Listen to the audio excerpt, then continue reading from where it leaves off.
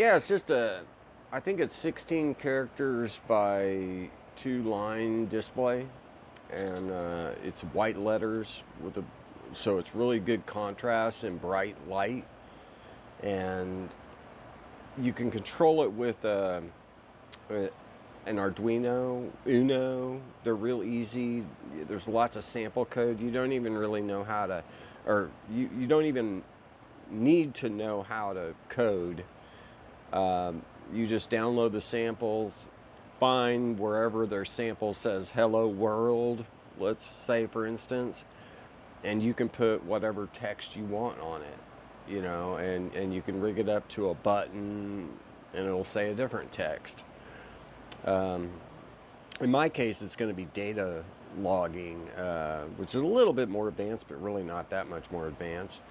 You take the serial data that you get off of these AEM air fuel ratios. They have a white wire that outputs data, and then you can take that data and display it up here. So like I can put so we got 8 characters on each side if you want to look at it like that. If it's 18 characters, if it's 16, then there you go. But I think it's 16. So over here with these first, on one line you can say bank 1 on the top line, and on the bottom line you can say 12.8 and display the raw data. And then on this side you can right justify the text, have it say bank 2, and then display 12.8 or whatever. That way these guys will go in these holes where I want them.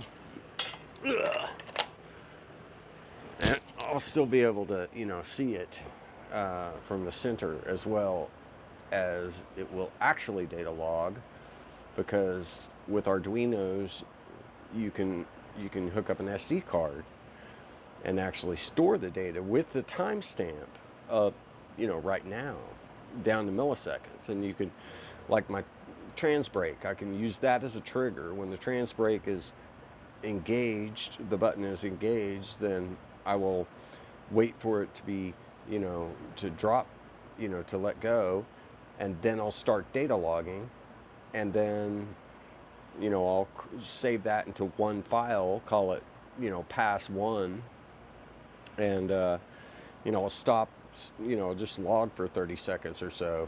I'm not going to do a 30-second pass. I'm just saying, like the burnout, for instance, maybe that might trigger something. But the trans brake button would then re-trigger it. So if for some reason I want to use the trans brake instead of the line lock, do a burnout, I could do that, and then as soon as I hit the trans brake again, it would save that file and start a new file.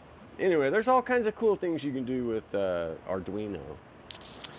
So that's what that display is, and then that's just a voltmeter there, which is kind of cool because it flashes when the voltage is 11.7, I think, or below. So if my alternator stops working, I'll know about it. And then we got this little guy here I'm still working on.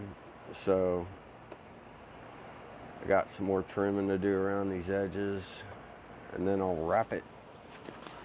And when I wrap it, I'll slice it a little bit outside here. Well, actually, I'm going to take that piece out, lay it on top of it, so when I wrap it, it'll all wrap in one place, because these little V-shaped, triangles that I have to create, which I've already created one. Where's it at? These will block. Well, I think this one's for the bottom, but anyway, whatever. You get the point. I got a lot of this stuff, so we'll make one to fit perfect on both sides. This needs to be trimmed on the inside quite a bit, so when it lines up, the person sitting there watching it, it'll be perfect. There you go. Google, actually Amazon, if you want to try it out, there's like a starter pack search for Arduino Uno starter pack, and it comes with a bunch of sensors, LEDs, and I think a display. But be careful, a lot of those displays that they ship with those kits, it takes like 8, or 6 wires to control it, which makes it a little bit more complex. This is called an IC2. It only takes 2 wires, or an SPI. It has a clock wire and a data wire, and that's it. You just plug 2 wires into it, and then power and ground. That's it, 4 wires. Where some of the displays, you have, it's a little bit more complicated, but there's libraries that make it less complicated. Libraries are like sample code.